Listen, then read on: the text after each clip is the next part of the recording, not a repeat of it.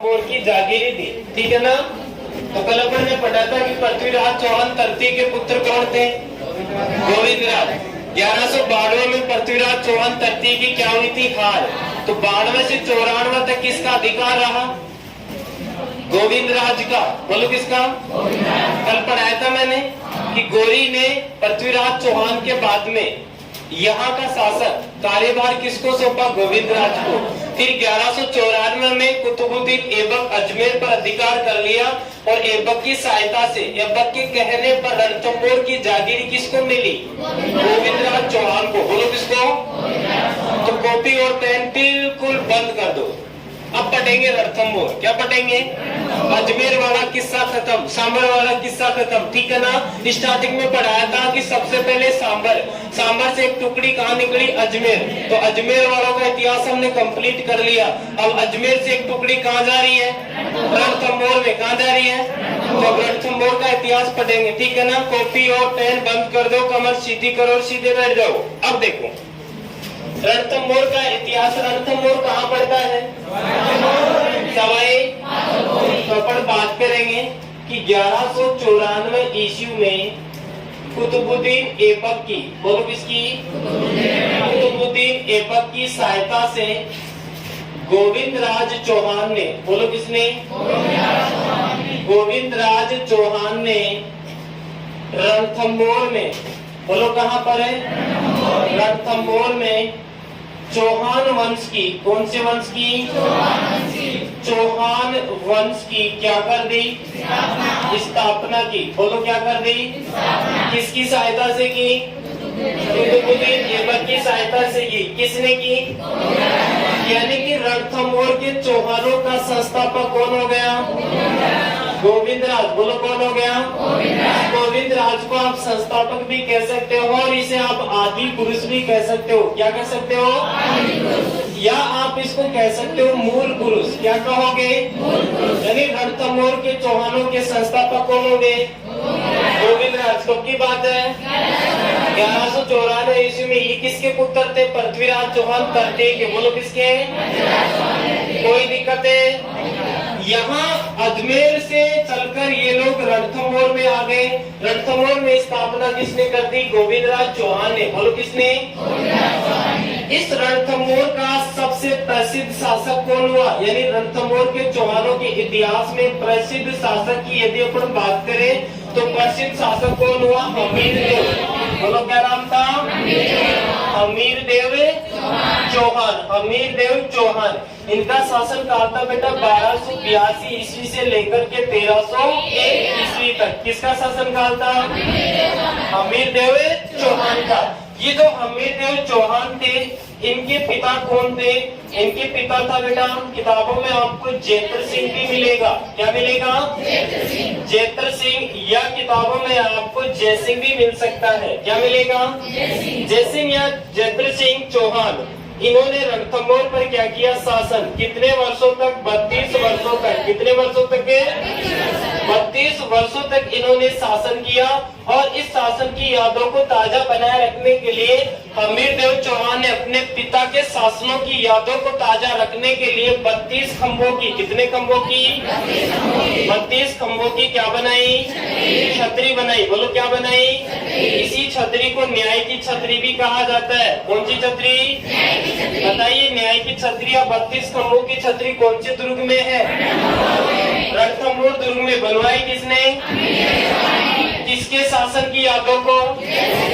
पिताजी की यादों, पिताजी के शासन की यादों को ताजा बनाए रखने के लिए इन्होंने 32 खंभों की छतरी का क्या करवाया? हमारे राजस्थान के अंदर धौलपुर व करौली जिले में लाल पत्थर का उत्पादन होता है। उसी लाल पत्थर से इस छतरी का क्या हुआ? निर्माण। बोलो क्या हुआ? तो हमारे रणथंभौर के सबसे प्रसिद्ध शासक कौन हुए? हमीरदेव के पिता कौन थे? बोलो क्या नाम था? माता का नाम क्या था? हीरा देवी। माता का नाम क्या था? अरे माता का नाम क्या था? इनकी पत्नी का भी आपको नाम याद रखना पड़ेगा, रानी रंगदेवी। बोलो क्या नाम है? रानी रंगदेवी। वह इनकी एक क्या थी? पुत्री। बोलो कौन थी? पुत्री का नाम था बेटा देवल देव। बोलो क्या नाम था? प्यार से इन्हें हमीर किस नाम से बोलते थे? पद्मनाथ के नाम से। बोलो किसके नाम से? और पुत्री के स्नान करने के लिए इन्होंने रणथंभौर के अंदर पद्मला सरोवर का निर्माण करवाया। बोलो किसका? यानी पद्मला सरोवर या पद्म सरोवर कहाँ पर है? बोलो कहाँ पर है? ये हमीर देव कहाँ के प्रसिद्ध शासक हुए? इस बात की हमको क्या मिलती है? जानकारी। बोलो क्या मिलती है? जानकारी हमें कौन सा ग्रंथ देता है? हमीर महाकाव्य। बोलो कौन सा देता है? हमीर महाकाव्य। इनके बारे में हमको क्या देता है? जानकारी। प्यारे बच्चों, हमीर महाकाव्य किसने लिखा? नैन चंद्र। बोलो क्या नाम था? नैन चंद्र सूरी ने। बोलो किसने? उसके बाद में हमको जानकारी कौन सा ग्रंथ देता है? हमीर हट। कौन सा देता है? हमीर हट किसने लिखा? सुरजन चरित्र। हमीर हट और सुरजन चरित्र ये किसने लिखे? बोलो किसने? हमीर मदमर्दन और एक है सुरजन चरित्र, एक है हमीर हट। और ध्यान रखना, एक है हमीर रासो। क्या नाम है? हमीर रासो। ये मिलते जुलते नाम है और इनको आपको याद रखना पड़ेगा। जैसे हमीर रासो तो किसने लिखा? सारंगधर। बोलो क्या नाम है? सारंगधर। और एक हमीर रासो किसने लिखा? जोधराज ने। बोलो किसने? बोलो किसने? तो हमीर हट और सुरजन चरित्र, इसका आंसर क्या आएगा? जयसिंह। बोलो क्या नाम है? जयसिंह सूरी। क्या नाम है? इसका थोड़ा सा ध्यान रखना, यहाँ पे कंफ्यूज मत होना। एक तो है हमीर महाकाव्य, किसने लिखा? दूसरा हमीर हट और सुरजन चरित्र, ये किसने लिखा? हमीर रासो 13वीं शताब्दी में किसने लिखा? और ये 18वीं शताब्दी किसने लिखा? जोधराज ने। ये सारे के सारे ग्रंथ किसकी जानकारी दे रहे हैं? ये हमीर देव किसके लिए इतिहास में प्रसिद्ध हुए थे? हट के लिए। बोलो किसके लिए? हट के लिए इतिहास में बहुत प्रसिद्ध हुए थे। और इनके बारे में इतिहास में कहावत चलती है कि सिंह सवन सतपुरुष वचन कदली फले एक बार तिरिया तेल हमीर हट चढ़े न दूजी। सिंह सवन सतपुरुष वचन, जिस प्रकार शेर अपने बच्चे को अपने जीवन में एक ही बार जन्म देता है, उसी प्रकार एक सत्य पुरुष एक ही बार कमिटमेंट करता है। कदली फल एक बार, केला अपने जीवन में एक ही बार फल देता है। उसी प्रकार विवाह के समय कन्या के तेल एक ही बार चढ़ता है। चढ़ता है नहीं चढ़ता? उसी प्रकार हमीर ने अगर कोई जिद कर ली, कोई कमिटमेंट कर लिया तो परिवर्तित नहीं करते। तो इतिहास में हट के लिए कौन से शासक प्रसिद्ध हुए? बोलो कौन से हुए? कोई दिक्कत है तो छापो। रणथंभौर का इतिहास प्रश्न पूछ सकता है कि रणथंभौर के अंदर चौहान वंश की नींव किसने डाली थी? गोविंद राज ने। बोलो किसने? गोविंद राज चौहान। कहाँ का था ये? अजमेर का। पृथ्वीराज चौहान तृतीय का क्या था? पुत्र। बोलो क्या था? इसको आप रणथंभौर के चौहानों के संस्थापक, आदि पुरुष या मूल पुरुष कह सकते हो। सन आपको याद रखना पड़ेगा 1194 ईस्वी। कब की बात है? बस कोई दिक्कत ही नहीं है। प्रसिद्ध शासक का नाम हमीर देव। ज्यादा बड़ा कोई इतिहास नहीं है, कहानियां हैं और ज्यादा कुछ भी नहीं है।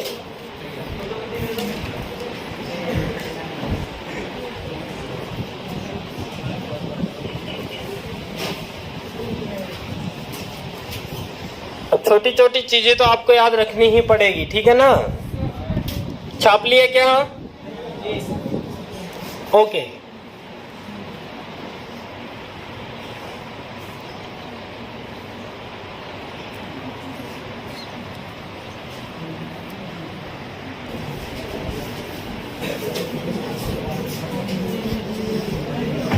अब देखो, प्रसिद्ध शासक का नाम क्या था? हमीर देव चौहान। कहाँ के शासक थे? शासन काल 1282 से लेकर के 1301 तक हमीर देव चौहान। इस हमीर देव चौहान के एक कौन थे बेटा? दरबारी कवि। बोलो क्या नाम था? दरबारी कवि। उसका क्या नाम था? बीजादित्य। बोलो क्या नाम है? बताइए हमीर देव चौहान के दरबारी कवि का नाम क्या है? विजयादित्य। क्या नाम है? इस हमीर देव चौहान ने भी यहाँ पर रणथंभौर के अंदर दिग्विजय की नीति अपनाई थी। कौन सी नीति? दिग्विजय की नीति अपनाने वाला चौहान वंशीय दूसरा शासक कौन हो गया? पहला तो कौन सा था? दूसरा कौन हो गया? यानी इसने भी दिग्विजय की क्या अपनाई? नीति अपनाई। किसने? हमीर देव चौहान ने। बोलो किसने? और इसने साथ के साथ में क्या किया? अश्वमेघ यज्ञ जैसा, अश्वमेघ यज्ञ जैसा एक यज्ञ करवाया। एक क्या करवाया? एक यज्ञ करवाया। कहाँ पर? रणथंभौर के अंदर। कौन सा यज्ञ करवाया इन्होंने? कोटियजन यज्ञ। कौन सा? कोटियजन यज्ञ। किसने करवाया? इस कोटियजन यज्ञ के पंडित कौन थे? पंडित का नाम है विश्वरूप। बोलो क्या नाम है? और पंडित का नाम क्या है? वापस देखो, दरबारी कवि का नाम? शाबाश। दिग्विजय की नीति किसने अपनाई? हमीर देव चौहान ने। यज्ञ होता है जैसे सबसे श्रेष्ठ यज्ञ कौन सा माना जाता है? ऐसा एक यज्ञ होता है। कौन सा? कोटियजन यज्ञ, जो कहाँ पर हुआ? रणथंभौर में। किसने करवाया? इस यज्ञ के पंडित कौन थे? अपने जयपुर के अंदर सवाई जयसिंह ने ये वाला यज्ञ करवाया था, अश्वमेघ यज्ञ, जिसके पंडित थे विद्याधर भट्टाचार्य। बोलो कौन थे? और साथ में थे पंडित जगन्नाथ। बोलो कौन थे? और यहाँ पर पंडित का नाम क्या आ गया? विश्वरूप। ये कहाँ पर थे? रणथंभौर के अंदर। कहाँ पर थे? अब देखो आगे की कहानी। जब हमारे हमीर देव चौहान या रणथंभौर के शासक हुआ करते थे, बात करते कि यहाँ पर चारों तरफ क्या थी? पहाड़ियाँ। बोलो चारों ओर क्या थी? और चारों ओर 7 पहाड़ियों से हमारा दुर्ग रणथंभौर का किला घिरा हुआ था। घिरा हुआ था या नहीं घिरा हुआ था? ये देखो, ये हमारा रणथंभौर का क्या है? दुर्ग। रणथंभौर दुर्ग कहाँ पर पड़ता है?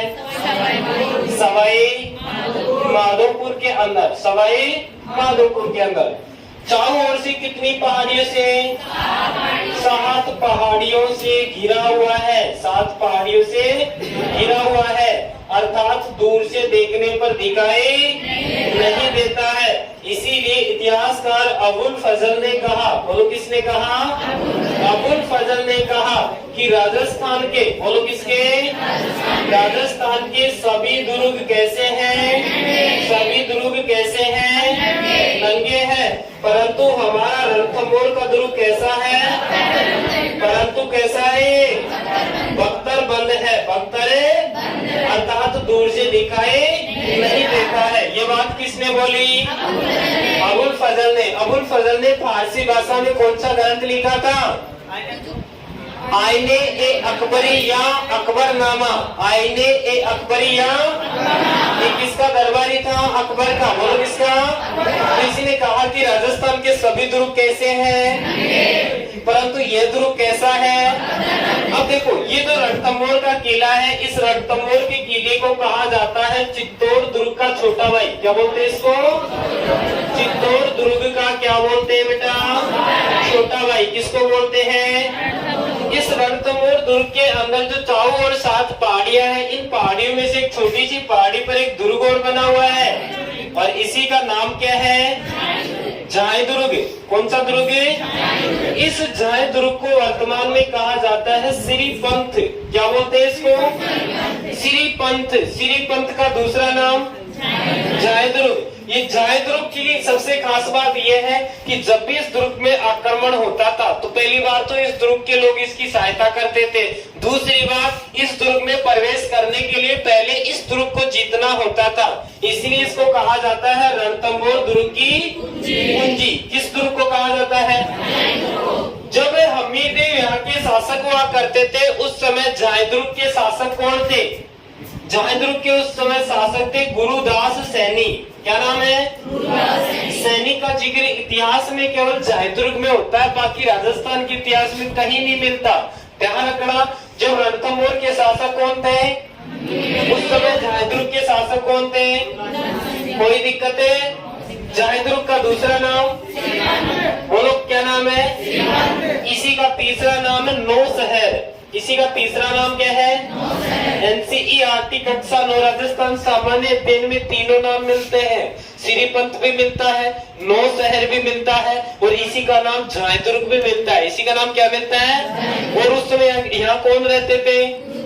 यानी इस दुर्ग को जीतने से पहले इस दुर्ग को जीतना होगा। जैसे जालोर की बात करें तो जालोर दुर्ग की कुंजी किसे कहते हैं? सिवाड़ा दुर्ग को। बोलो किसको बोलेंगे? यानी जालोर को जीतने से पहले हमें सिवाड़ा को हासिल करना होगा, इसीलिए उसको जालोर दुर्ग की कुंजी के नाम से जाना जाता है। तो वही वाली कहानी यहाँ पर है, तो इसको छाप लो एक बार।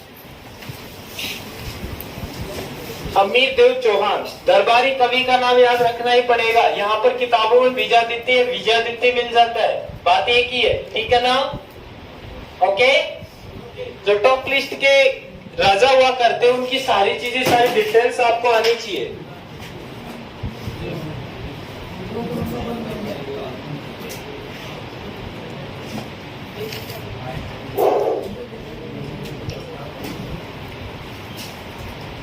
छाप लिया?